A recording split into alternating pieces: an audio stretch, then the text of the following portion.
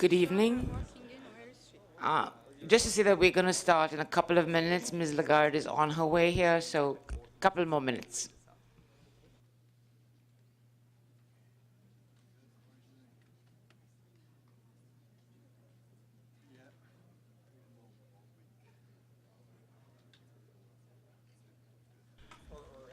Actually, maybe I should use the time to just talk about the format that we follow today.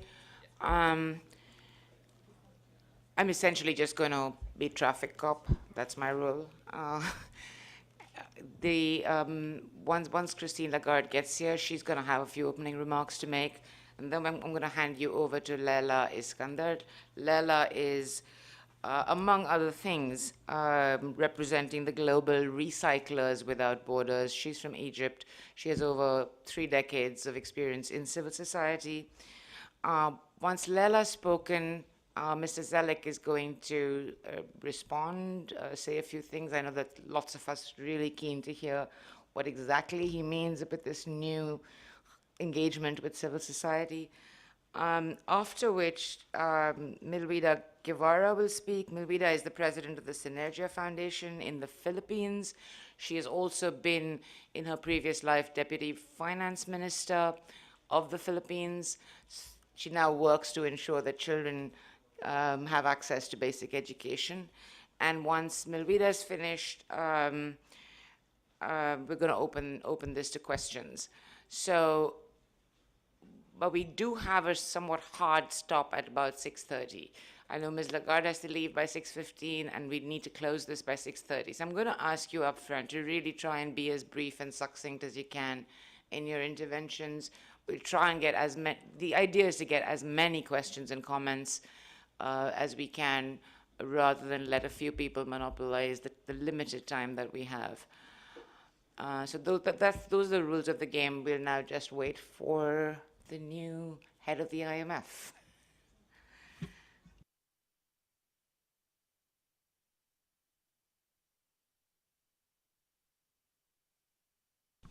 Sorry, one other housekeeping announcement. On your headset, should you need interpretation, channel 1 is English, channel 2 is French, channel 3 is Spanish, and channel 6 is Arabic. Nowadays, there's Arabic.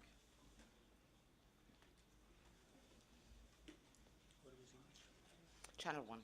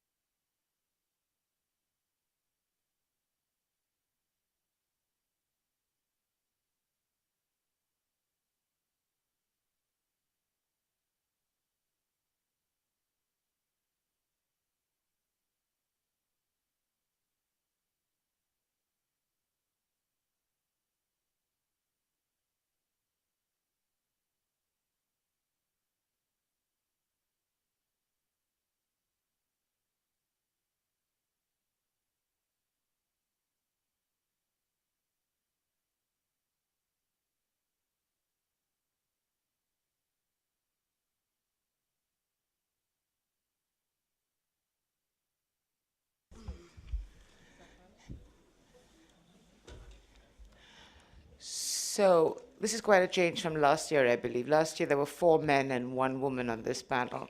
Uh, this is a sign of the times, I hope. Welcome, Christine. This is for you, I guess, your coming out party for civil society. So we're going to let you start us off. Over to you. Thank you very much, and my apologies for arriving a little bit late for the beginning of what you called my first party with you all, and apologies to Bob, who's been a companion for the last few hours and who's been always on time when I'm late. Let me first of all say that I welcome this town hall meeting, and I very much value the input that you can give and the relationship that we can build. I know it's been the case. I'm a newcomer to something that exists already, but to which I hope I will contribute. And I'm particularly pleased, I must say, and you've just noticed it and mentioned it yourself, to see that there are many women in the room. I know that the World Bank, under the leadership of Bob, has really put gender at the top of the agenda, but there's nothing like a room full of men and women to actually demonstrate that gender is really addressed and is demonstrated in real life. In financial circles, it's not always the case, and it's extremely comforting to see the community here at large. The annual meeting, as it begins to unfold now, is really coming at a critical juncture. I suppose many other managing directors for the fund have said that in the past, but I can tell you that I sense at this very moment a sense of urgency, a sense that leaders of the world understand that they have to act collectively, they have to act boldly, to address the issues that are currently looming in the advanced economies. And it's interesting to see that there is a bit of a role reversal at the moment, where the emerging markets and the low-income countries have fared the crisis a lot better than some of the advanced economies. So we need to work together. The advanced economies need to work with the emerging markets and with the low-income countries. There is a lot that we can learn from each other. I heard some of the governors of Asia Pacific and Latin America, for instance, yesterday, indicate how much they can share in terms of crisis management, in terms of experience of having gone through crisis in the past, how much they can actually communicate, share, and demonstrate to those countries in the advanced economies that are going through difficult times at the moment. Another anecdote that I will share with you as well, which has to do with a country within Europe that has just gone through a successful program. That's Latvia. Not a huge country, but a country that took very, very strong front-loaded measures to actually deal with the issues that it had. Excessive debt, slow growth, lack of competitiveness. And when I saw the Prime Minister of Latvia, I actually asked him what were the reasons and the lessons for the success of the program, which it is, because it will be completed before the end of the year. And he said it was total engagement on the part of the leaders, total engagement to actually explain and describe what is needed and to properly educate with appropriate information. But more importantly, he said, what was critical was actually the dialogue and the relationship that we decided to have with all members of the civil society, in particular union leaders, but also all non-governmental organizations that represent civil society. And he mentioned the fact that without that dialogue, without that close relationship and the sharing of information, he thought that it would not have been as successful as it had been. So that says a lot in practical terms about the value of the relationship that must be had between leaders in the countries, in the regions, in the economies, and the representatives of civil society. It also demonstrates how much of a relationship we need to have and how engaged you need to be with us so that we can actually do a better job in both surveying, analyzing, providing technical assistance, taking a holistic view of the problems and not looking at things or looking at the economy from a small angle, from a small prisma. We need to provide multi-surveillance analysis. We need to provide multifaceted angles to our analysis, and we need to take into account in particular the social dimension of whatever economic policies, macroeconomic policy we recommend to our shareholders, to our members. So without taking any further the floor, I would just like to tell you how much myself I will commit to that dialogue and will be available to receive your recommendations, your advice, to listen to your feedback, and to be available together with the team, together with the staff, and certainly together with members of the board who are also very keen to adopt that approach. Now, it might be slightly inconsistent with what I've just said, but I will be with you until 6:15 on the dot, and then I'll have to, if I may excuse myself, because I have to participate in some quite important not reunions, but meetings as well. So thank you again very, very much, and you are at home here. Thank you.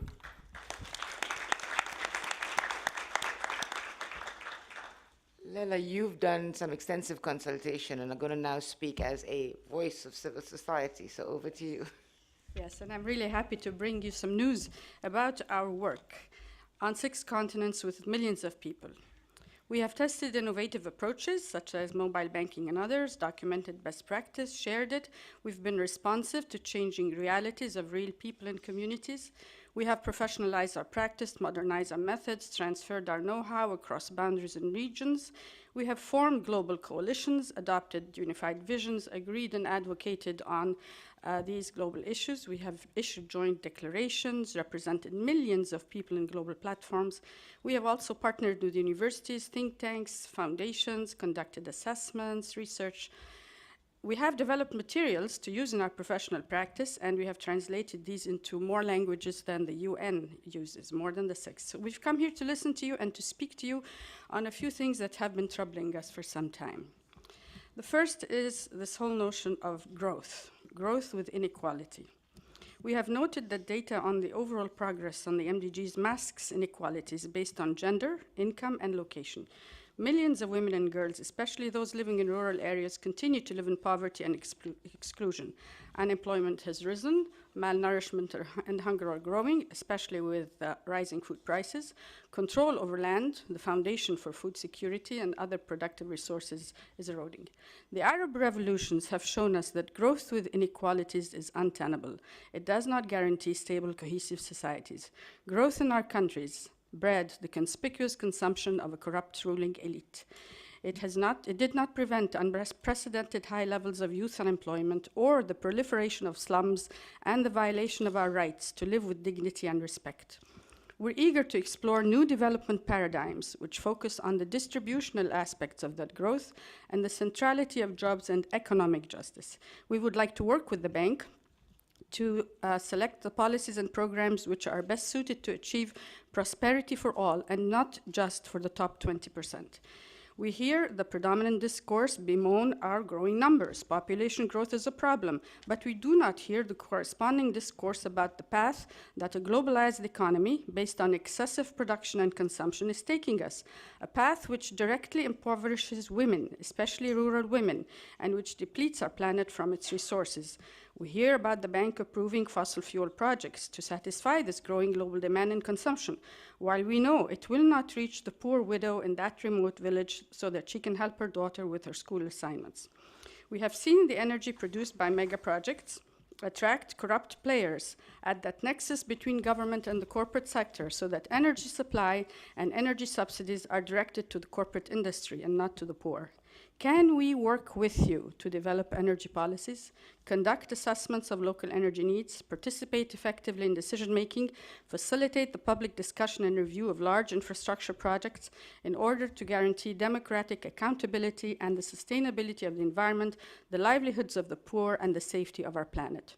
We can work with the World Bank Group to support fossil fuel projects that have as their sole purpose energy access for the poor. We can provide the bank with information on all costs, damages to public health, welfare, and the environment of a given project. We can support it in making decisions to go for new renewable and energy efficiency alternatives, which demonstrate that they are the best for delivering energy services to the poor. We have a wealth of information that differs from the information you have. We want to share it with you. We can tell you about the social and environmental impacts and consequences of these mega projects on vulnerable communities. Our consultants care about the community's research. They're highly qualified experts from the energy sector, lawyers, financial analysts, and development experts. Can they start working with the bank to explore new ways of looking at things, to propose new mechanisms and legal instruments to allow communities to access information and to act for their social, economic, environmental, and human rights? They would be happy to work with the bank to conduct assessments which reflect reality on the ground. They would not be hurried, would not be biased towards government views, and would enjoy transparency. Now, can the bank change as fast as young societies are changing? The Arab Spring has shown that young people will not wait. Over the past couple of days, we've been told that the bank is a large bureaucratic agency which needs time to change. But how fast can that happen? Young people may not give the bank to change at the current pace it's changing.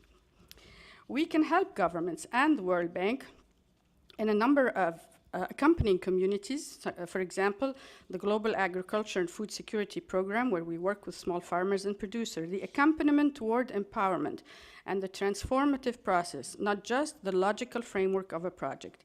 Each country and each community is different. We are ready to assist the bank with new tailored approaches which have worked at the grassroots and which can be scaled up, not with approaches which help keep corrupt power elites controlling wealth. We would like to assist in breaking the lock on policy to depart from proposing a single set of reforms. So can we invite the bank and the IMF to open up policy spaces that promote alternative and diverse approaches? We're eager to do so because we consider both institutions influential funders, proponents, and enforcers of economic and development policies, and global opinion leaders. So, a question: is the World Bank still challenged by having to deal with the same corrupt governments which have denied us our rights, our prospects for a future with dignity and hope? Is there any room for communicating with citizens so that to access more valid information? On the safeguards issues, the World Bank has led the way on the development of strong safeguards. We're concerned that they might be watered down and would like to work with you to engage the larger civil society audience in public consultations. We would like to expand them to add the rights of disabled people. In many places, there's no national legislation to protect people's rights, and communities have come to count on those safeguards on all projects, not just World Bank. We commend the bank on taking a firm stand on transparency and accountability measures to the point of holding off loans to countries where governments would not comply with those measures. We're concerned about the program for results proposed approach and feel that it would eliminate the bank's 20 years of social and environmental safeguards. Can the bank commit that all relevant safeguards policies for investment loans apply to the program for results? We would like to share our problems with mega projects. They are still fraught with corruption in the tendering process. They do not reduce the cost of production or create jobs in a significant way. They saddle countries with debt. They have negative social impacts on people, particularly the poor. We want to offer you our substantial experience in job creation. In the recycling sector alone, we have created 7 jobs out of every ton of waste that the city generates. Investing in incinerators again by the bank and others will destroy the materials on which millions of jobs are based and where millions of families have sent their girls to school from the income generated from recycling. It will also have severe impacts on the climate, and the EPA says incinerators produce more CO2 per kilowatt hour of energy than any other power plant, even more than coal. In concluding, now that you have listened to our voices, how will we conduct the business of development together? We would like to be your principal partner. We would like to sit at the decision-making table, to plan ahead with you, to design policies and programs, to open up policy spaces for others. What concrete actions can we start planning for together? A new orientation towards distributional justice, growth with equity, jobs for all would require, for one, new learning among World Bank economic experts, consultants, and staff. We would like to place our knowledge at the service of the bank. Our research, conducted over decades, will need to be shared, disseminated, and publicized in the same manner with which the bank publishes. Finally, governments have let us all down. Try working with us. We dream of a game-changing bank that is pro-poor, does not damage the environment, and creates jobs with growth rather than jobless growth. Let's forge closer relationships, starting with your local country offices, so that your dream and ours of a world free of poverty and inequality becomes a reality, so that people can live with opportunity, dignity, and justice. Thank you.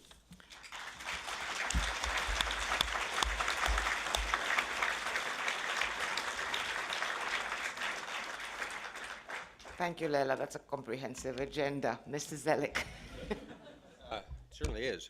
What I suggest, since Christine has to leave a little earlier and I can stay a little later, and why don't, I think you had an IMF one too. Do you want to start with that? So then maybe we'll hand this over to Milwida, and Christine can respond after that. Madam Lagarde and President Zoellick, magandang hapon po sa inyong lahat. I wish we can say it is the best of times, it is the worst of times, but I cannot. We can only psych ourselves in saying that we will confront these challenges, and this should bring out the best in us. And why not? The fund has broken its long tradition of secrecy, exclusivity, and rigidity. Gone are the days when all the fund documents were marked strictly confidential and economic targets were cast in stone. And behold, the fund has opened its doors to civil society, and Madame Lagarde has even said, "You are home." This is really a miracle. We also celebrate the unity in vision of the fund and civil society. Both of us share the same vision of inclusive growth, better governance, and homegrown reforms, underscoring supplied. But for this sharing to flourish into a trusting partnership, we need to level off our expectations, limitations, and frustrations. The first frustration is the level and quality of engagement with civil society. Loans that will be eventually paid by citizens are worked out with governments with nominal and ad hoc consultation with the people. The frustration is more intense when the fund negotiates with a corrupt and incompetent government. While we understand that the constituency of the fund is our government, we hope and we pray that the fund will use its tremendous power and influence to be able to pressure our government to be more transparent and participatory. On our part, we accept the responsibility of demanding better governance from our governments, although our shortcoming is that in some countries, some of the civil society is still disempowered because of the fear of reprisal from undemocratic governments. The second frustration is the focus on macroeconomic numbers. The numbers may look robust, but their effects on income, investments, and welfare may be perverse. And worse, citizens may feel alienated and resentful of government and weakens the social capital of government.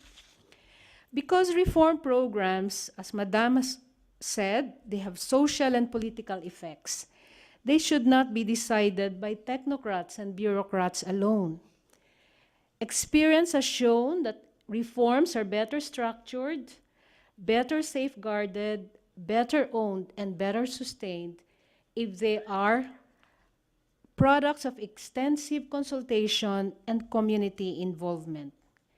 And I think President Obama, for example, can be helped when he's able to engage civil society, because it is only when communities participate that you can introduce structural reforms that tend to break oligopolies and economic capture. Economic reforms are also about generating income for the people and ensuring that public services benefit the poor. Civil society has successfully demonstrated that needs-based and demand-driven programs are more empowering. Isn't the use of local expertise more relevant relative to the use of foreign advice? Isn't scaling up best practices in our countries more cost-effective than hiring technical experts?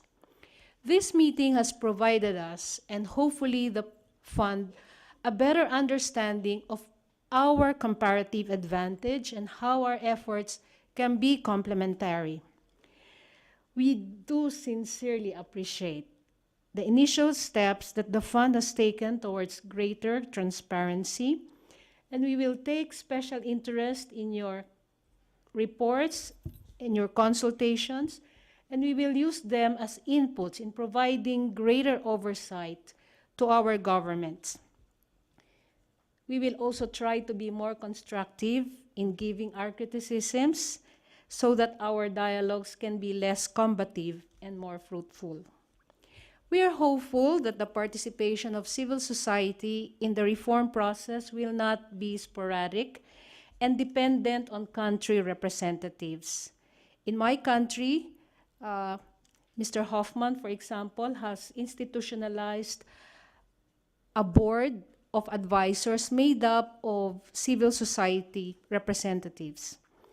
I hope we can find ways through which they can provide inputs to country negotiations, either as part of country's team or as part of integrative meetings.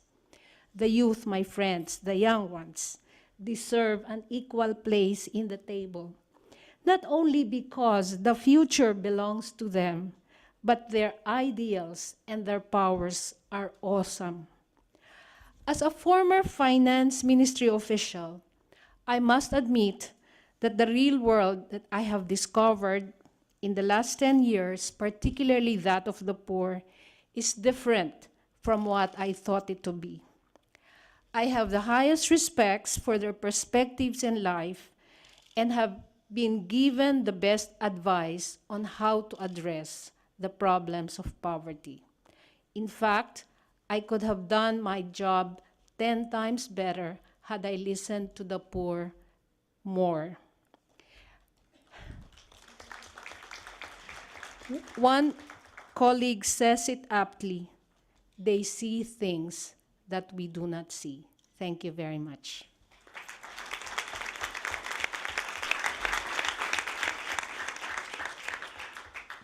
Thank you, Milvida. Ms. Lagarde. Well, thank you very much. You're a difficult act to follow, but what I will say is that by listening to you, I hope I can see things that I don't see. And by, continuing this dialogue through your intermediaries, through your representatives, I hope we can actually improve not only the relationship, but the kind of products, the kind of facilities, the kind of programs that we put in place to help countries and to help economies.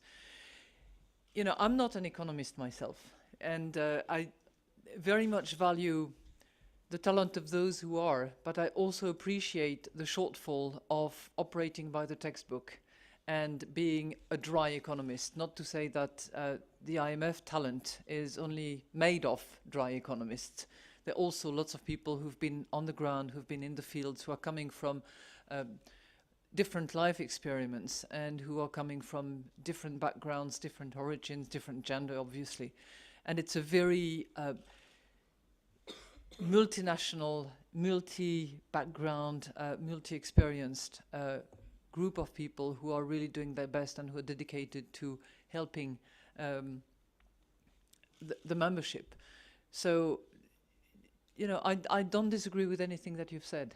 And you can certainly rely on me to continue the transparency policy that has been put in place. Sometimes when in the board we discuss a particular matter and when there is a paper which is circulated, I'm often surprised to hear that, yes, it will be made public as is, and yes, the minutes will be available, and yes, there will be complete communication and openness about the way the fund operates, the board interact with the management of the fund, and I think that is good.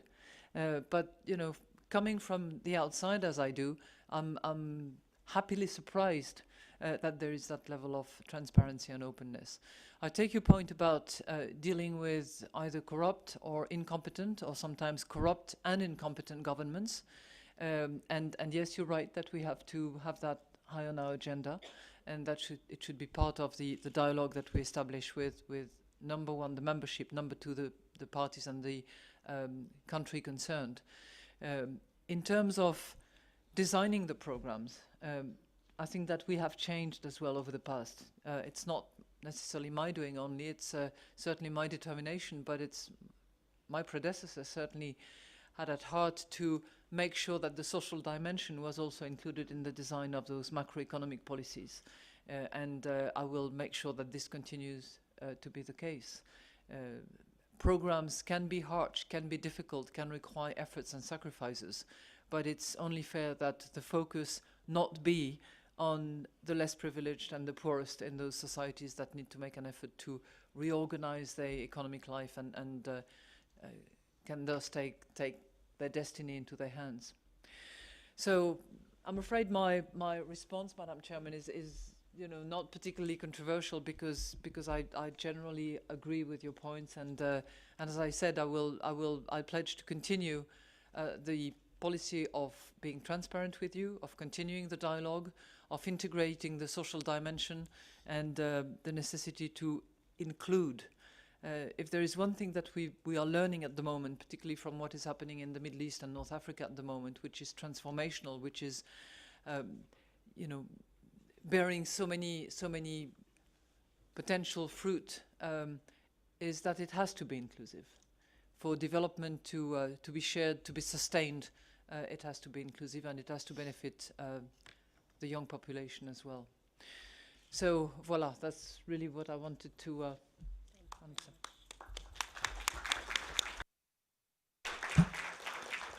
Thank you. I guess the people that were too small to count finally showed us that they were as important as the institutions that were too big to fail. Mrs. Zoellick.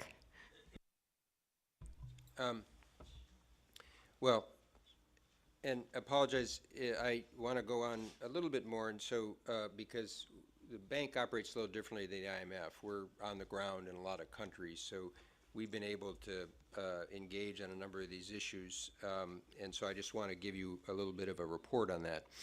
And it starts out with your basic point in that, of course, you can engage with us, and in fact, that you will help us do our job better. And for the reasons I've explained, this is something that isn't just a word, but I think we've tried to start to institutionalize this. At the same time, I want to, again, speak openly with you about the fact both our institutions have 187 governments as shareholders. So you may not like those governments, you may not like your government, but we have to work with that as a framework. And I think we can work with that as a framework, and we can change the overall context, and who knows, we might even be able to work with you to help you in your contact with your governments. But having said that, you have to recognize we face constraints on how we do that, and we need to do it shrewdly as we move forward. I gave a speech not long ago where I talked about the fact that when the World Bank was formed, it was formed during the course of World War II to deal with governments for reconstruction first and then development. We then created, over time, an institution to deal with the private profit-making sector, IFC. And I started to plant the idea of, well, shouldn't we also be able to deal with the private non-profit-making sector and the notion of civil society groups? Now, you won't be shocked, this was not met with universal acclamation by the board. So we're working our way through these issues, but it's a process by which I think if we can show the commonality of interests and how you make the product better and make things better for people in their countries, I think we can make progress. For example, we work with a lot of CSOs on service provision out in the field. I mean, the health program that's delivered in Afghanistan is delivered by civil society groups, both international and domestic. And this is increasingly the case in many countries because it's a way of building on local knowledge, local capacity, and then supporting it from the government side. Input and feedback. Everybody who's familiar with any type of human development program or a service program, whether a city or a state or a national level, knows that governments may be well-intended, maybe there's some people in charge who don't do as well. The more transparent, the more you can build feedback into the system, people do a better job. So we try to develop that. The whole anti-corruption effort, probably the best anti-corruption example of all the things we create is the simple fact of having a schoolhouse where, in one case, you put on the door of the schoolhouse what were the services. You're supposed to have 2 teachers and 100 textbooks, and that allows the community to see what you actually have delivered. And so that helps us in the process moving forward. Now, what we've tried to do is to build this in. So, for example, we engage now with our country offices at the country level and also on global policy issues with civil society groups. So if you are in a country, and a developing country or in a developed country, I'll come back to that, and you're having difficulty, well then you need to come back to us or frankly connect us with our website, because we're trying to multiply the degree of opportunities to interact, whether it be education or whether it be energy or the country assistance programs. Now, you mentioned actually in your opening remarks both issues of climate change and agriculture. When we created these climate investment funds, for the first time, we suggested that there be civil society members on those boards. And there's civil society members on the board that was created for the Global Agricultural Food Security Program, which came out of the L'Aquila Summit. So this is the type of concept that I think we can advance, and it helps make exactly the points you mentioned about having this be a regular course of process. The Japan Social Development Fund did a study of the way we've already been working with civil society groups. And it identified that we provide some $60 million in grants directly to civil society groups through 26 different funding mechanisms. Okay. Now, I'm sensitive, and this is where we want to work with civil society groups. Even as we try to provide funding and support, there's always the issues of control and influence, and so we want to, again, work with the civil society community at a time that I know many are having a hard time getting the charitable contributions or other support. How can we try to expand this?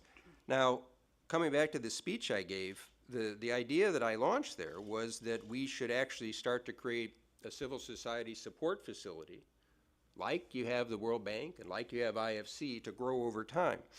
Now, the way that we thought that we could best move this forward is to try to co-fund something with the World Bank. We've talked with foundations and donors, and we will of course be seeking civil society participation in defining its objectives, its governance structure, its projects, and we plan to begin that actually in the aftermath of the annual meeting. So that's something where all of you can engage with us to try to give your best views on how to try to accomplish them. Now let me put this in the bigger context. I gave a speech talking about democratizing development. Well, those aren't just words. This is the idea that one of the most basic things we've learned about development is if the local community doesn't own it, it doesn't work. You can have smart people, you can put in a lot of money, you can have good intentions. If you don't have local ownership, it just doesn't work. So we work with governments, we work with the private sector, and obviously we want to work with the nonprofit public sector. Now, how do we encourage that? Well, in our own policies, but we're also working on this with government policies, we're pushing openness, transparency, accountability, including social accountability. I launched an open data initiative. So for the first time, the bank now has 7,000 data sets accessible, easily accessible. In fact, we've come up with all different software applications. I think they're in over 36 different languages because our country offices have done this. So that democratizing development means it's not just our researchers, but it means anybody can take a look at this.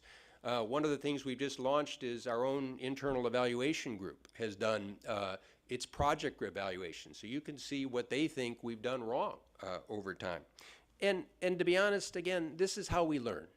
Nobody does anything perfect. You don't, we don't, and we all learn from our mistakes. And so the more open and transparent you are, the earlier you get the feedback on these issues. Here's one that I think is going to be a game changer. We have moved to geomapping first all our IDA projects for the 79 poorest, and now for all our IBRD projects. This means you want to know what we're doing? Get on the website, put up the country, point, and you can get the individual project and information in the project. And what we'd like to be able to develop, and this is, we did this with Google, but this is right around the corner, is that I'd like to be able to have the ability to interact with people in the community. So somebody can get on a phone and say, oh, well, this is what you think is happening, but let's punch in the data about what we think is happening. This will make us better too. So when I talk about democratizing development, these aren't just words, these aren't just consultations. We're using communications, we're using networks to really try to develop this. and, you know, frankly, publish what you fund, you know, rank the World Bank #1 of all international and bilateral agencies in terms of transparency. Now, we're proud of that, but we know we can't rest on it. We need to keep going. We're the first, and I think from now on the only, international institution that put in a Freedom of Information Act that's based on a negative list. And the nice thing, because this goes to the example of how we made this happen, we looked at the US, but we also looked at India that put in a Freedom of Information Act. Now, what a negative list means, as you may know, most institutions have a positive list. So they say what documents they'll make public. A negative list means everything is open unless it falls into an exception. And we created a special international panel of experts that say if we say it falls within an exception, and you think it doesn't, then it goes to that as a judicial panel, just as an international FOIA request will. So we're trying in multiple ways to kind of be able to drive this democratizing development forward. You mentioned about safeguards, and I agree with you. I think, you know, the World Bank safeguards have been, by and large, a plus in terms of the International Development Agency, and as you're probably aware, some developing countries actually are worried compared to others in the system. If you work with us, it adds a cost, and so on and so forth. So we're always trying to find that point where we don't want to add costs for developing countries. We don't want to make it harder, but we want to make the safeguards work. So what we're going to do for the safeguards process is make the whole development transparent, inclusive, and broad-based, both at the approach to updating them, so even before we update them, and then, of course, when we draft the policy, we'll make that available. And right now, we are consolidating the guidance for staff based on best practices on how to do this. We will make this public, and we will, of course, seek discussion sessions with CSOs. So, you know, we may not agree on each point, or we may reach different results, but we'll certainly try to make sure that we can reach out and engage people on the full set of issues. And I'm the first to acknowledge, you know, the more people you talk to, you'll get an insight, a perspective. Maybe you can come up with something different.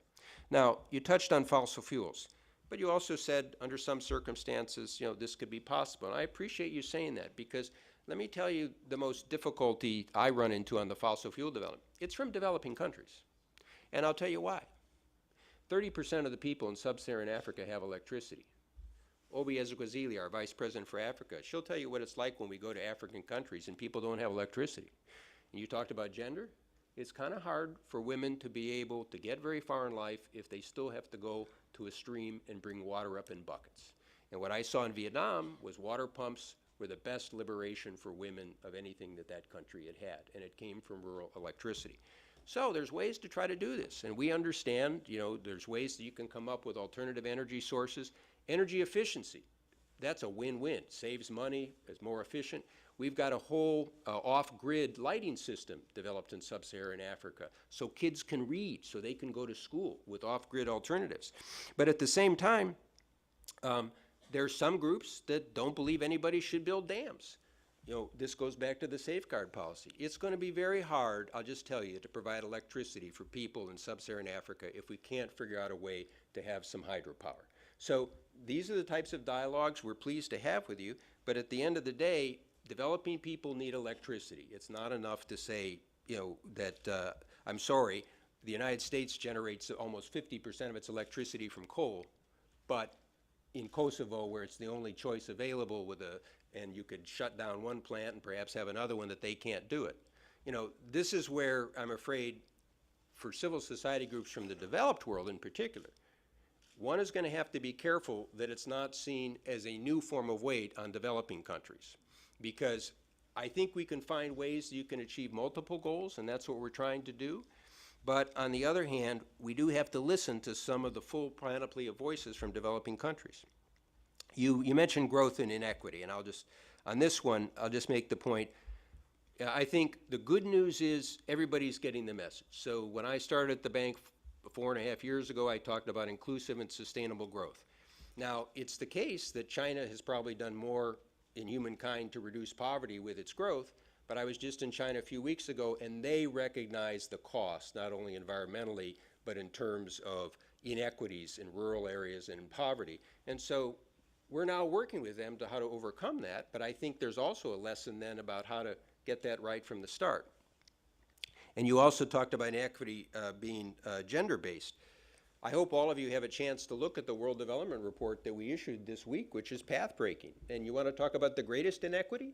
There's 4 million missing girls and women that compared to their cohorts in developed world, or compared to men, about 40% are never born. And we point out the countries and where that happens. About a third die in childbearing age, and then the rest die in early childhood. Now, there's things you can do in policies to do with this. Clean water, sanitation. There's a whole bunch of aspects of this where the right policies can make a difference. And moreover, this is where part of our effort is to find win-win solutions. Christine and I are dealing with a number of governments that are worried about global growth. I talked to a Bloomberg reporter yesterday about the gender report, and she said, this is the next emerging market. This is a huge growth opportunity. You have huge productivity possibilities. Most of the women in sub-Saharan Africa, most of the farmers are women, but yet they don't own property. And so we did something very simple in Ethiopia. We, on the property titles, we created lines for 2 names. And all of a sudden the women get registered too, and then they get access to credit, and they have a whole bunch of other opportunities. Access to fertilizers, access to a whole series of inputs. So I think actually we may be a little farther along on some of these topics than some of your comments suggest, but that doesn't mean that we certainly can't learn. The reason we got this far is because people like those in this room and others said, look, you got to take a fresh look at this. You got to take a different dimension. So the reason, and I apologize for going into detail, but I wanted to say, in addition to saying, yes, we'll listen, we're doing these things. And there's ways we can do them better, but I think the best way I can show you our commitment is by practical, real things that are happening on the ground. Thank you.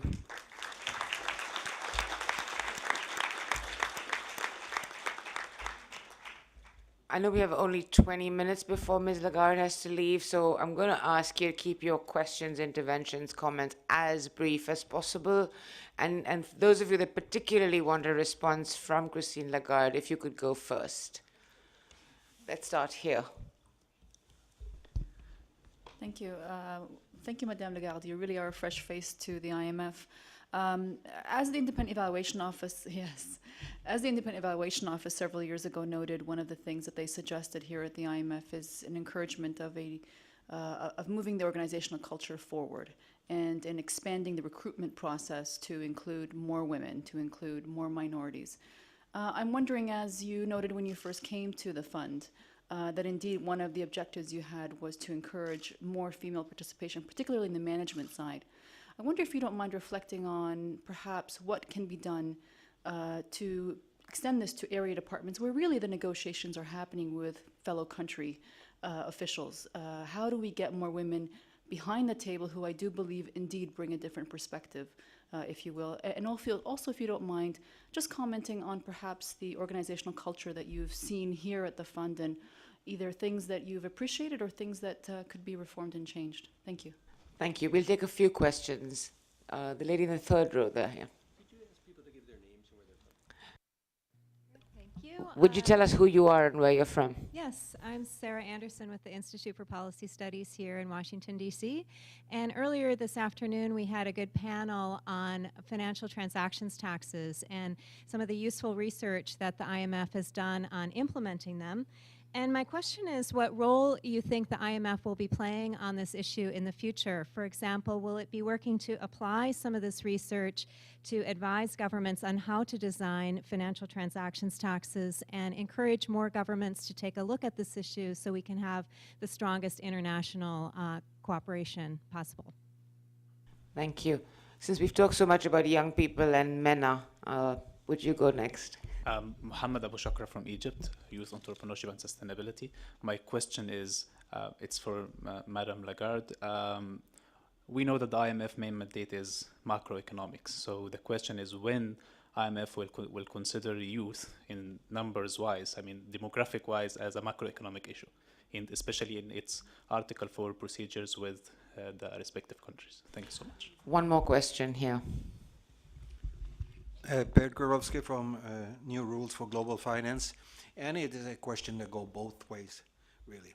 If bank regulators had defined a purpose for our banks before regulating these, we might have had a very different bank crisis. but none as large, systemic, and dangerous as this one. IMF, World Bank, when are you, as our global development agents, require from the regulators in the Basel Committee to openly and explicitly define the purpose of our banks to see if we all agree? Thank you. Ms. Lagarde. Thank you very much. Turning to the first question about the recruitment and the fact that we need to expand and we need to broaden the base. I must tell you that I was, in a way, very pleasantly surprised by the number of women at the IMF, but by the number of very competent women, including in high positions in the management. And I was also very pleased to see that the organization had commitment in terms of percentages of women in the various layers of the organization. And I will really make sure that we actually stick to those commitments. Not always an easy thing to do, but I think it's important, and it's important to lead by example and to make sure that it happens. So I will do my best to that end. You mentioned the issue of the negotiating teams, and you're absolutely right. And I was told, I haven't experienced it yet, but I was told that in some countries, in some program negotiations, and sometimes in some missions under the Article 4 review, some governments have actually asked that there be fewer women on the team, and sometimes no women on the team.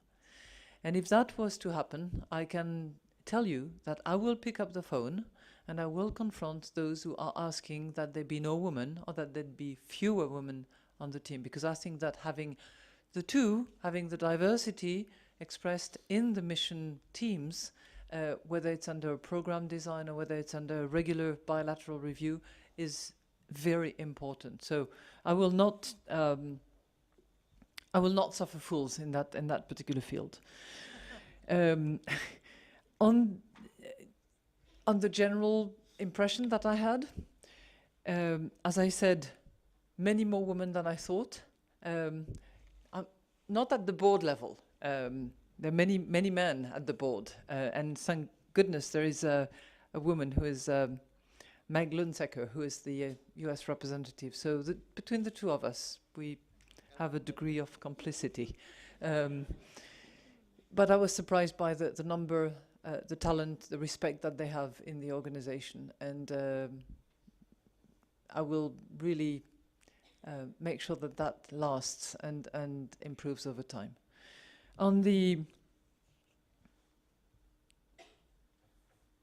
I think the next one was the very competent question on the financial transaction tax. You're right, it's an area where the fund has done an extensive amount of work, and the conclusion of the work that has been done under my predecessor leadership concluded essentially to two major findings. One is that the FTT as such on a per transaction was not necessarily the best avenue if we wanted to have a win-win solution.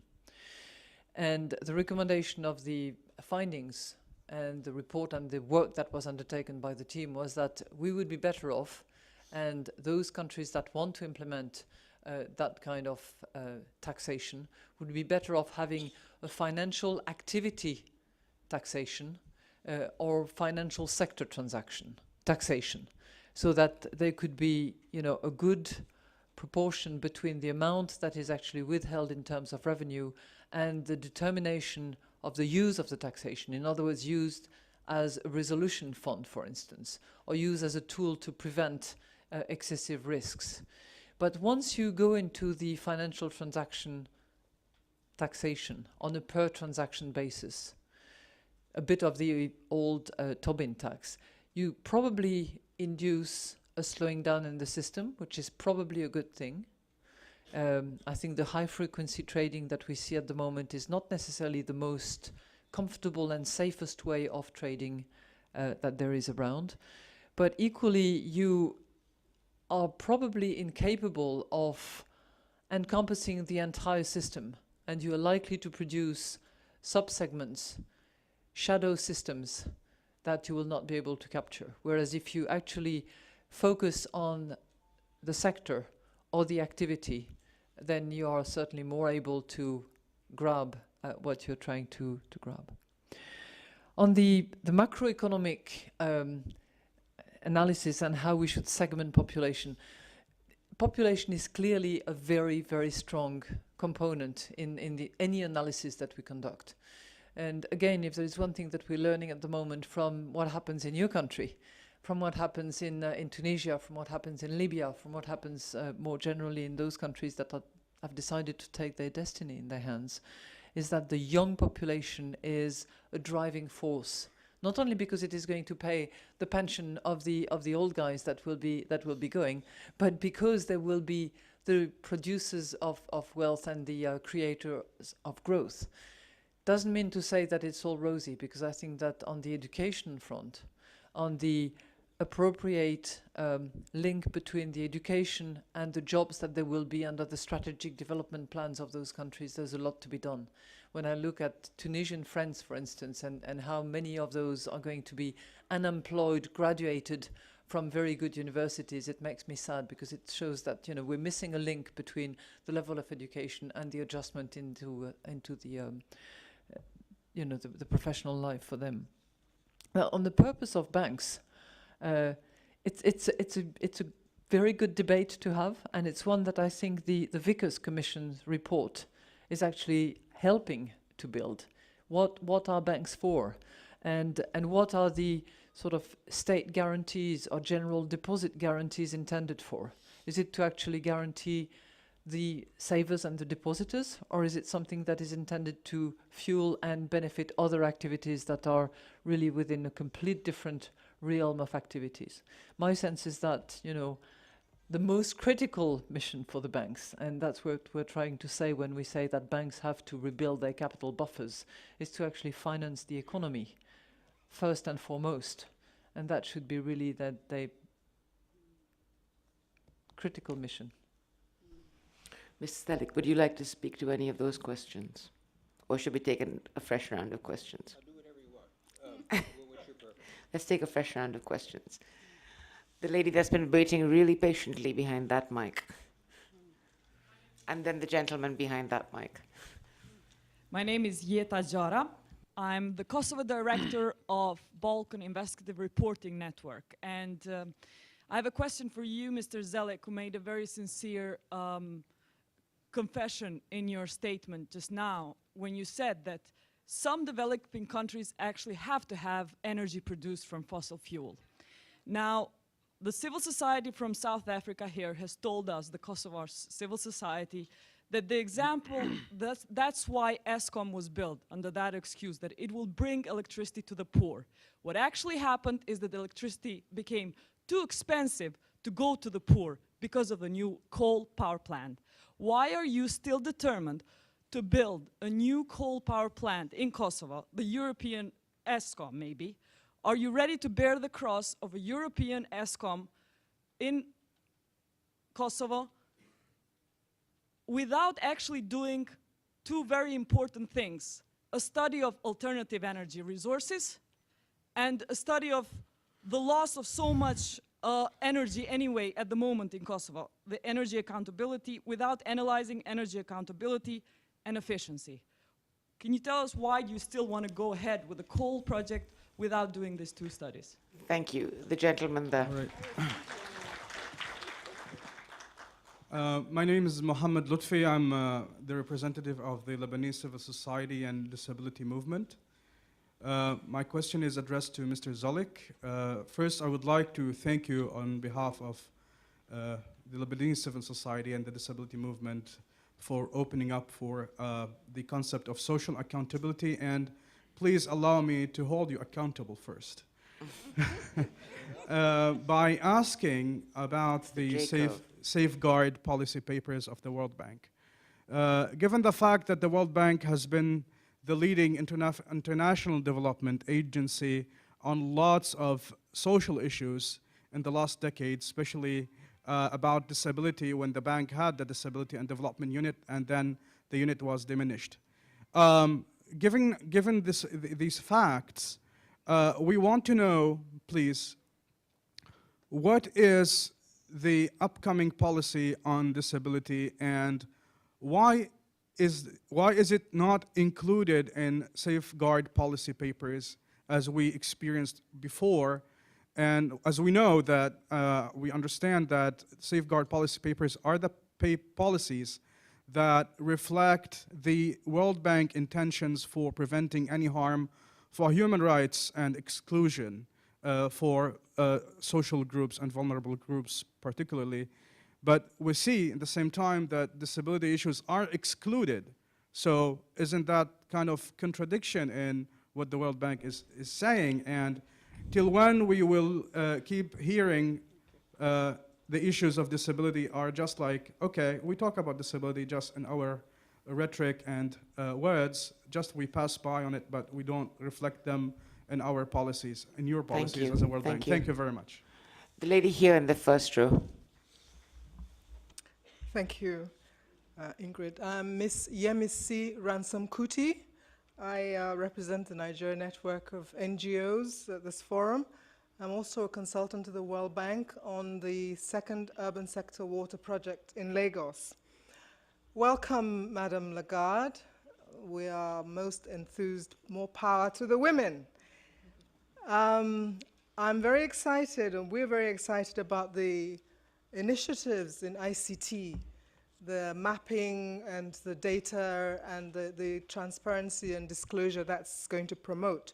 I'm not sure whether I heard that this is going to be extended to mobile telephony, because that is where we are going to be able to engage the majority of our people in the third world.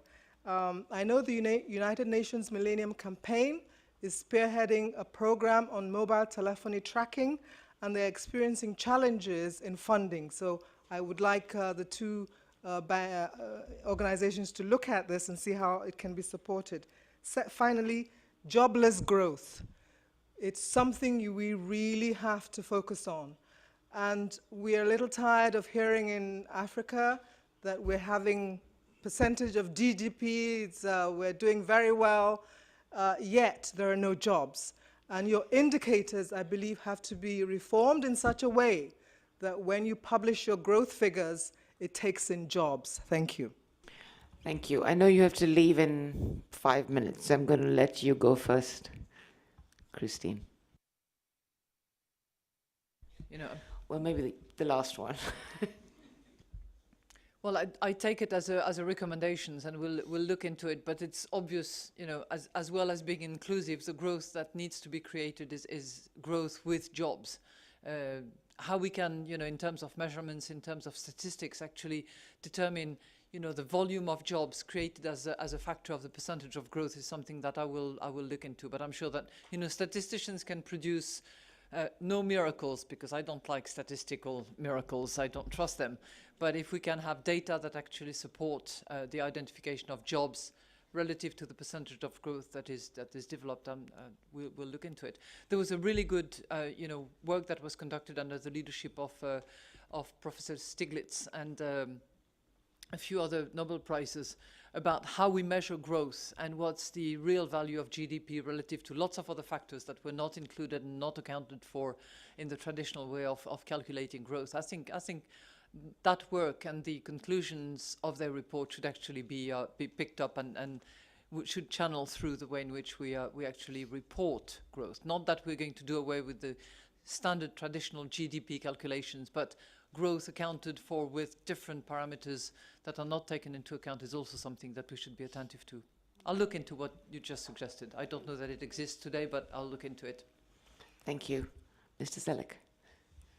What I would suggest, since I have a little bit while longer, and I know Christine has to leave in a few minutes, if there's anything else she wanted to Any say. concluding remarks? No, I don't want to conclude just for the sake of taking the floor. I just want to, you know, again, repeat what I said earlier on. I welcome this dialogue. I commit to it, and I think that we just have to continue to do a good job at being in constant contact through your representatives and through occasions like this one. It's only very temporary, and I think that it's on a day-to-day in the missions, in the review, in the Article 4, with our people on the ground that we need to engage. And I took note of what one of you said about the setting up of an advisory, I think it was you who mentioned the advisory council, including civil society representatives. I think that is something that we need to go away with, think about, and see whether we can include that as well. So without, further taking the floor, thank you very much. And again, you're home here.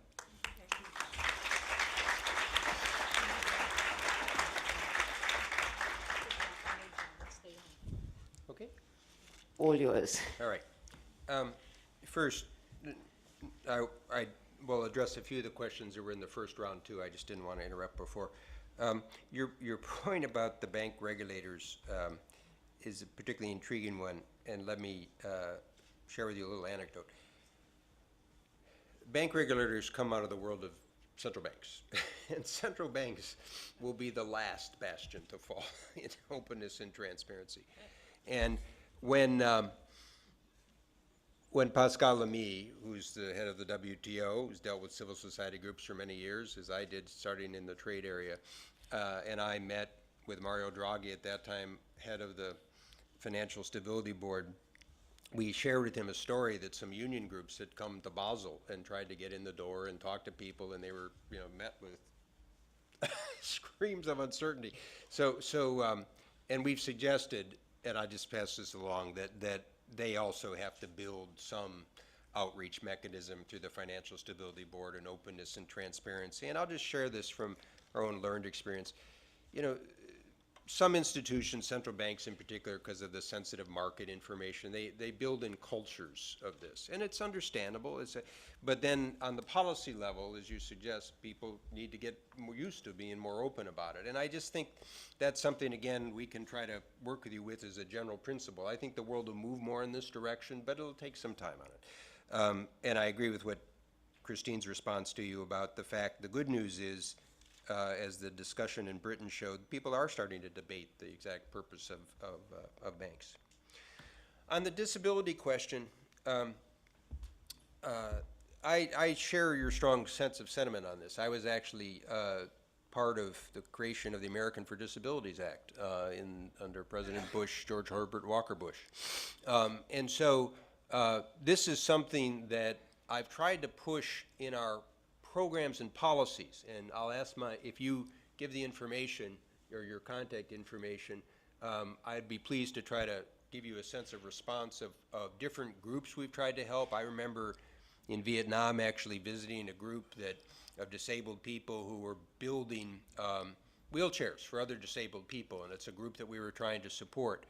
Now, you asked particularly about it from the safeguard dimension, and I don't know the answer, and so it could very well be that our safeguards have tended to have a more limited focus on some of the environmental topics and some of the larger community topics, but that's why we put these out for openness and discussion. So we'll make sure that you can connect with it and make the case. And again, from the larger policy point of view, I know it depends on how you define it, but the percentages of publics that are disabled is actually quite huge. So it fits into the same idea of how do you not only treat people fairly and properly, but how do you empower them as part of an overall society and economy?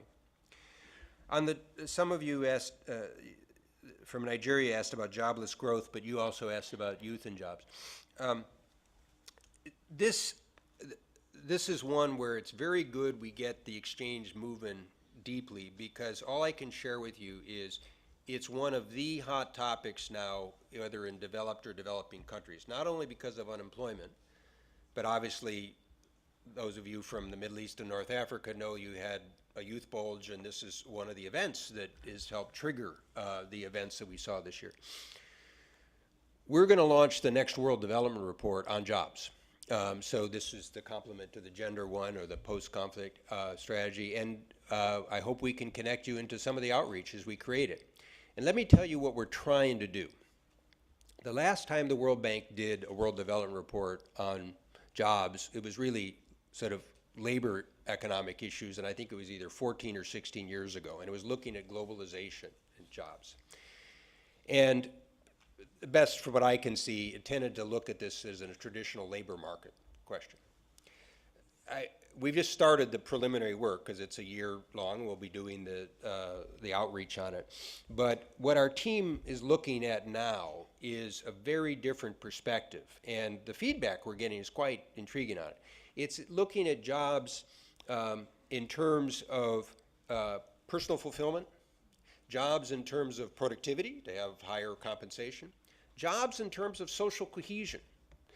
And I think this lens is going to be very revealing because sometimes the perspective you bring may shift the policy approach. So it's not just seen as jobs as a derivative of economic growth and kind of what the labor market flexibilities are, but maybe if there are, in economics terms, a series of externalities of this nature, well then it may make sense to structure the policy so that you can invest in these.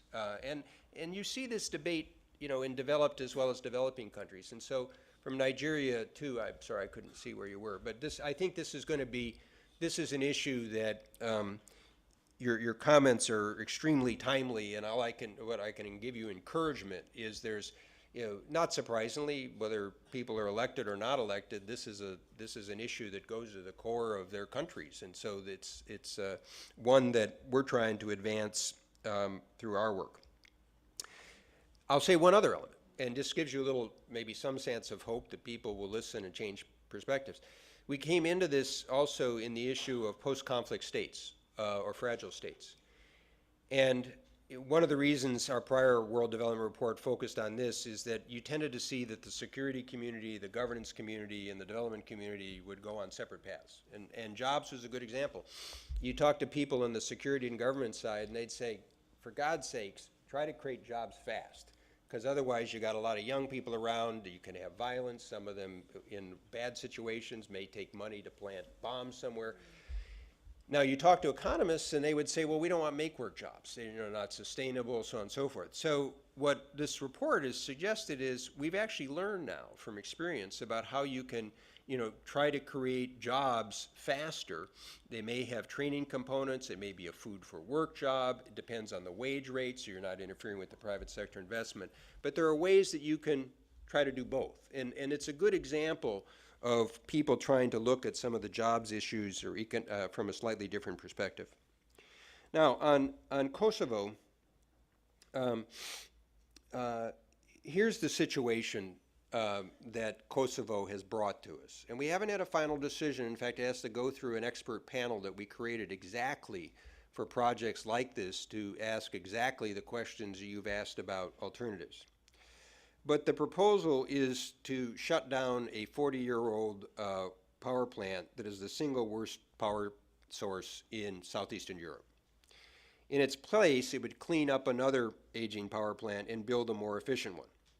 Now, like you, we've asked a lot of questions about what alternative energy sources there could be, because that would be our preference under most environments. And even if it's going to be fossil fuel, whether we could use natural gas or other types of methods. So one of the things we developed, particularly for coal, is to create an independent panel of experts to review the proposal and to come back and ask how does it conform with some screening criteria. And the screening criteria raise exactly the types of things that you've mentioned. So you'll be able to see that. That will run its process. And again, the very sensitive issue here and is the one that you mentioned, but I'll take this back on the South African context. One thing to be a little careful about in ESCOM is, when you talk about the effect on the poor, I don't know, how do you affect the fact that if South Africa doesn't have electricity, that people won't have jobs? How do you affect, its effect on various industries that are dependent on that electricity? Now, in the case of ESCOM, we actually worked with South Africa to develop energy efficiency programs, a special electricity funding program for the poor. And I may be out of date, but we can check about, I believe it actually provided low or no cost energy to the poor up to a certain level. And OB here can correct me on that. And then, of course, we also looked at alternative energy development, which South Africa is doing. So, look, I don't mean to suggest these are slam dunks in any way, but one of the things that some countries want the bank involved is, ESCOM had its own issues, not only in terms of efficiency and procurement and other types of aspects. And frankly, the hard choice that we face, so you understand, is that do we get involved or do we say no and then sort of have the situation proceed without us? And sometimes we do that. But if we feel we can run through a process, do this analysis, bring in an expert independent panel, make it transparent, make sure they develop alternatives, make sure they give low energy to poor people, well then maybe that's something we should do. And again, I realize this is an open discussion topic, but South Africa is a democracy. Now, you know, you may disagree. And if you disagree, you participate in that democracy. Now, I'm not going to stop there because I had a conversation with somebody from Tunisia. One of the points that we're trying to do, and this is why our engagement with civil society is quite important, is that I mentioned, I don't know where she went. Okay, you put on a coat. That's what I didn't say. Is that, obviously, they're going to have elections in October. And when I was in Tunisia, I was struck by the participation of women in the events in Tunisia in the spring. And I was a little worried that as you create political parties and other things that women might not have the same influence. So we're taking this World Development Report and we're having a gender event, which I just mentioned to her, in October. And today I met with the Tunisian minister and said, will you help sponsor the event? So we help bring it forward. Now, it's a small thing, but my point is, in what's going to be an emerging democracy, it's a way we as a development institution can talk about gender-related development in a way that perhaps becomes a little bit of a catalyst for groups to participate in the weeks before the election. Now, I'll be frank, we have to be careful. People don't want us, if we started to interfere in your elections, you wouldn't like that either. But if we can use development as a way to broaden participation in society and broaden participation in these actions and bring these facts to the fore, I think that's constructive for both development and for governance. Just briefly, because you raised the female participation issue at the IMF, I just wanted to give you a sense because, again, I'll share with you kind of the challenge of this. I'm extremely pleased now that across the World Bank group, so that's IFC, our private sector arm, IBRD, IDA, MIGA, 51% of the officers, so that's sort of vice presidents, managing directors, others, so our senior vice presidents, about 50 people, are women, okay? Now that's the good news, okay? Let me tell you the bad news. The bad news is, if you go down to the next levels, it's only 35%, okay? Now, here's the story on that. When I came to the bank, like many institutions, we had various goals set for percentages. And I forget for women whether it was 35 or 40%, but I said, well, that's ridiculous. We should make it 50%. Now, of course, you know, people don't like that at first because they're not going to be able to hit 50%. But I make all those appointments that I mentioned, the vice presidential and other ones. I work with my staff, but those are ones that I decide and send to the board. And I'm trying to send a message, which is that if I can get 50% at that level, then I review the next level down, and I review for two things, well, three things. Competence and how it's gone through a process, female diversity, and developing country diversity. So, but the reason I mention this is that what I've even discovered is, it may seem simple, but you have hiring panels, you have sector boards that do reviews of expertise.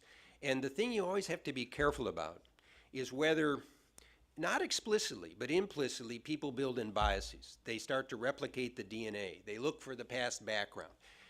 And this is particularly hard if you're trying to advance a group more quickly because they may not have had as many years to get up. So you can build, they're trying to build the pipeline. But all I can just mention to you is you just have to keep pushing and be resolute on this and mention it again and again and again and show the influence of it. And you have to be careful. You don't want to be setting quotas because then you get a counter reaction. But it's my firm belief that this is an important part of executive responsibility. And again, you know, hold us accountable. I'm not happy with that 35%. But it's something that, you know, I hope in my time at the bank we can push to change, and also for developing countries, people.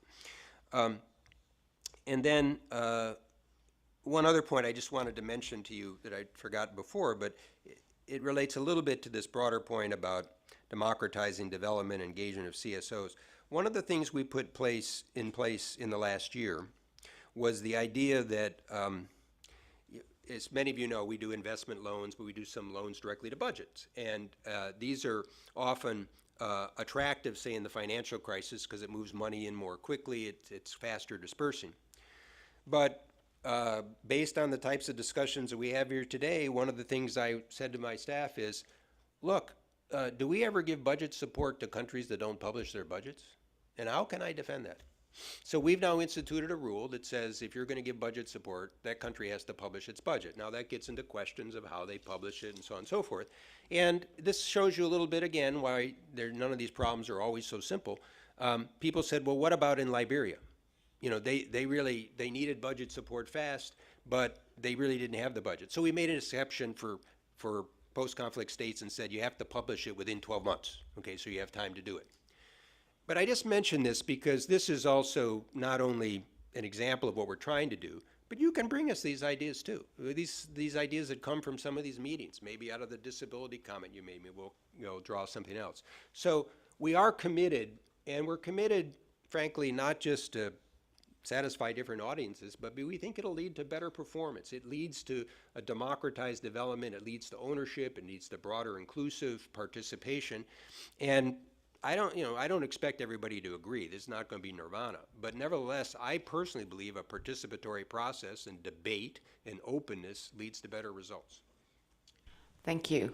Are you going to have to leave now?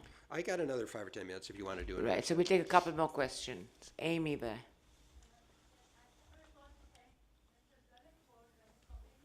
Transparency and social accountability to the point of stopping loans to government who doesn't want to abide by those measures.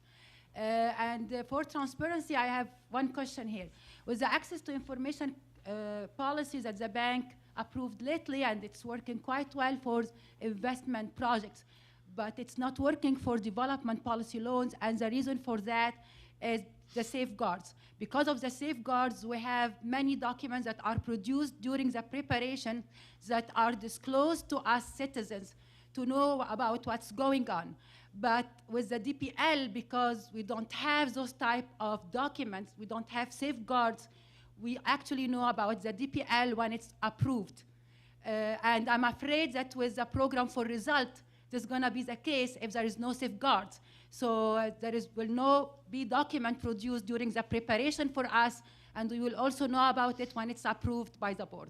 Thank you. Thank you. Let's go to the gentleman right behind you. Good evening. My name is Waifa Romose from the Barino Institute for Economic Development. First, I would like to thank the President and the World Bank for their vision on all the reforms they are making. And most especially for the idea of the the potential civil society new financing facility. I think this is an opportune time, given the financial crisis that is going on in the world now, especially in the first world.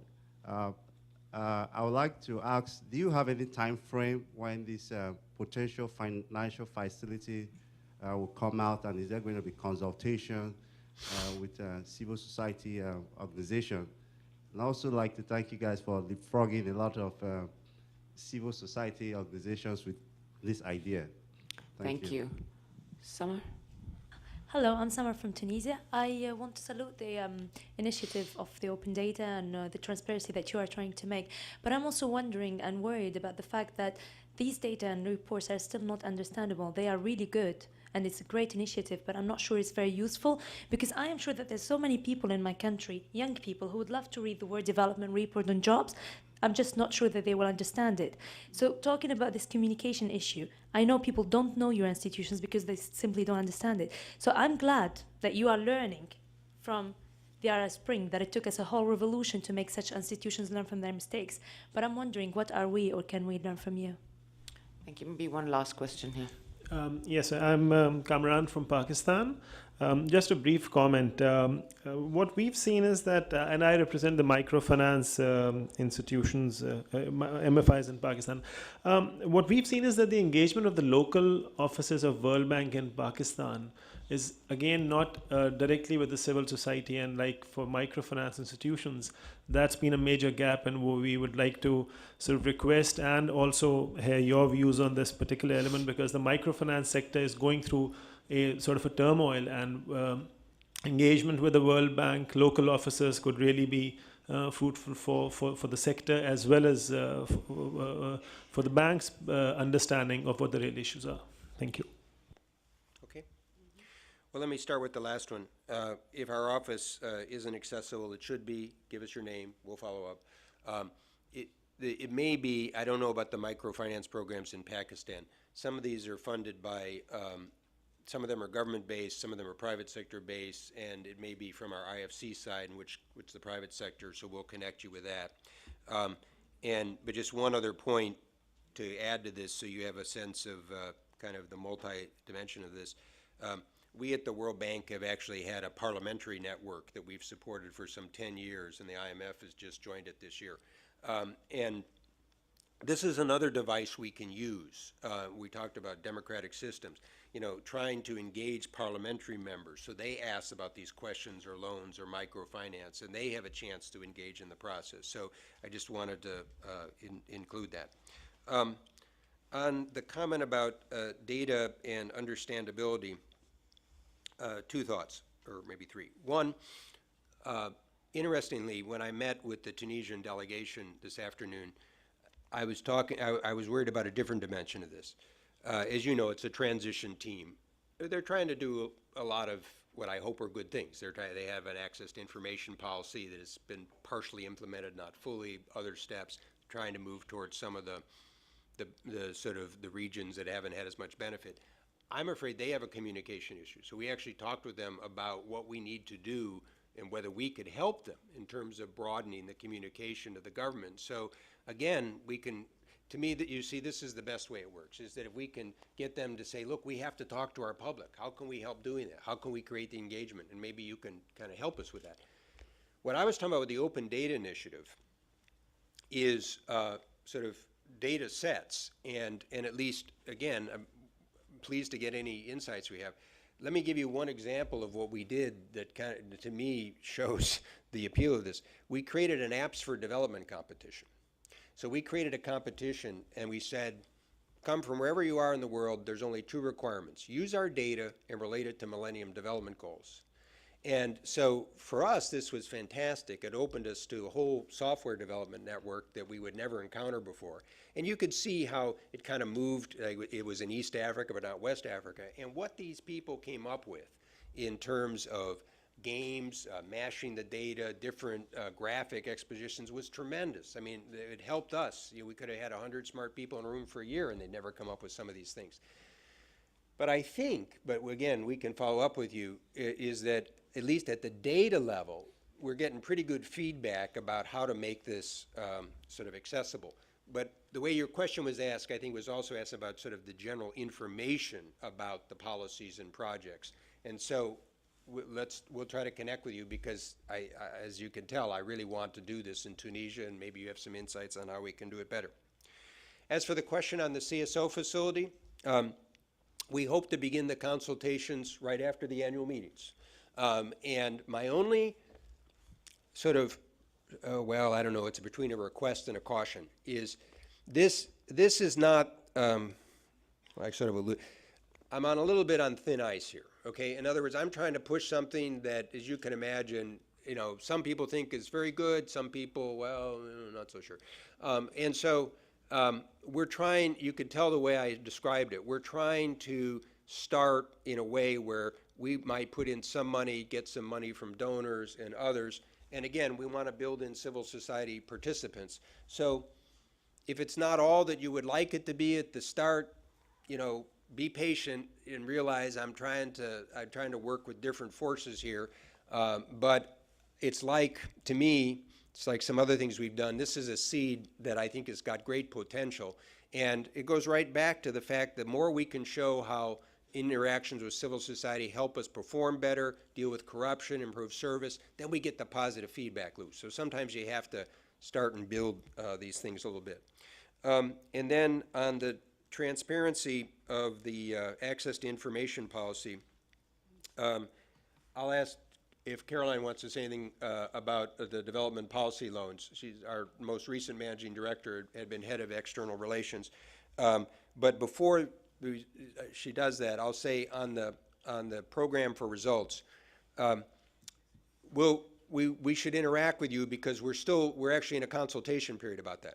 And one of the things, I don't want to say for sure, but I'm inclined, is I want to maybe start this off with some pilots and some caps, exactly to test the sort of things you're doing. Now, just to share with you the tension we'll have to deal with. Many developing countries say, look, you remember all those conditionalities that people used to demonstrate against? Okay, well that's also a safeguard. So the conditionalities are, we require you to consult with people, you have to take this environmental issue. So one of the things that we're trying to respond to with the Program for Results is to say to countries, look, we'll work with you to develop better governance. We'll work with you to develop anti-corruption policies. But at the end of the day, we'll present you the money if you achieve the results. So this is where, and you could see this is actually a way of empowering developing countries. When you were finance minister, you probably would have liked the idea that if you could say, don't tell me how to do it, if I do it, give me the money. Now, I understand the point on the safeguards, and we've got this from different perspectives. Some developed countries worried about corruption issues too. So it's just a little bit of an example that these things are often not sort of a black or white. And the reason we're trying to find the consultation is how can we make it easier for developing countries to make their own decisions, and as long as they show the results, get the money, while preserving some of the protections that we've had before. And frankly, I realize this is not the end-all and be-all, but one of the reasons why I suspect we'll start this with a pilot is that when you really aren't certain about a balance, sometimes it's best to test it and get feedback. And that's also means feedback from all of you. Did you want to add anything about development policy? Thank you very much. I would just say I think this is more about an issue of budget support and how we do budget support than actually access to information, because the access to information policy does cover all the documentation is released when the program document goes to the board. So you see what the board sees before the board discussion takes place. I think what you're saying is that because this is more about the issue about budget support, which goes straight into the budget, which isn't linked to a project. And I know there's a debate about the whole area of budget support and safeguards, but I think that access to information treats budgets, DPLs, and investment programs in exactly the same way. You get the entirety of the documentation. The documentation obviously is a little different because it's not for a project. But it's for the budget. Let me make a guess here, and we can follow up with you on this offline. It's very possible that with investment loans, the nature of the investment loans is that the office does broader consultation as they're developing the loan. And the nature of a development policy loan, since it moves faster, doesn't have the same interaction. However, what a lot of those development policy loans are now doing is actually connecting with some of the reforms we're talking about. In other words, the policies we're trying to change are often openness, transparency, heavy on the governance side. But there are some others that might deal with energy policy or something like that. So maybe we can get more specifics about what you have in mind, but what we can maybe follow up on is when our staffs are working with governments to develop the policies, maybe we can try to figure out some way that we can have better outreach along the way. Thank you, and thank you for spending this much time at a time when we know your time is under great pressure. If I could just sort of sum this up, I think if I could pick up where Milvida started us off, we do live in perilous times. I don't think I've heard metaphors like valley of death and so on too often when we're talking about economics. And it's compounded, of course, by the huge vacuum we have in global governance at the moment. And I think there's a really critical role that both the bank and the fund can play in thought leadership as much as any other kind of leadership at this time with that group of people that are on your boards. You have access, you have convening power, you're clearly on a trajectory of change. As Leila reminded us, we may not have enough time to pursue a pace of change that is glacial. We perhaps need to pick up the pace on the change if we're going to be able to respond in time.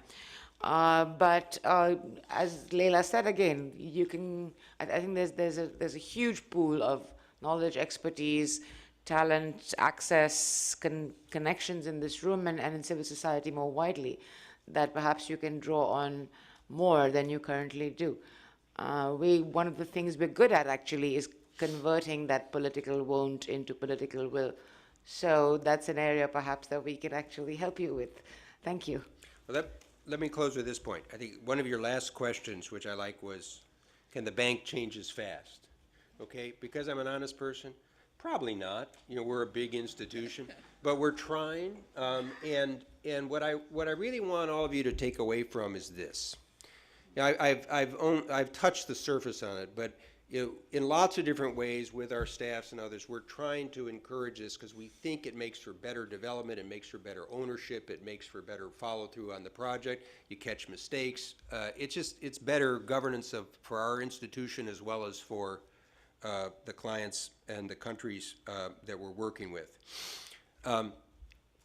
At the same time, as you can see, and I hope you see this as a sign of respect, I've never believed that as a public official you can sometimes just go and say, oh yes, that's a nice point, and so on and so forth, and then leave.